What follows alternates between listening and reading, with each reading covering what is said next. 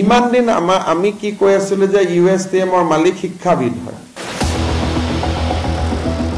যে তেওঁ ওবিসিৰ সাৰ্টিফিকেট লৈছিলে ফলছলি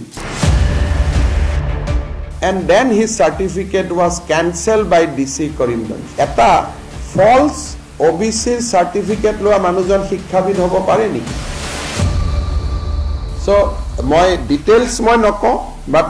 Kiran community member hoy buli he took a OBC certificate then people instituted complaint against him and then DC Karimganj after hearing everybody cancel the OBC caste certificate issued to that gentleman.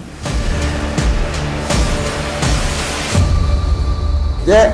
এজন G মানুহে নিয়মতে OBC জালি certificate লোৱাৰ পিছত next line to হ'ব লাগিছিল criminal case that FIR was not done now we are going to file the FIR হেতু এটা ডাঙৰ কথা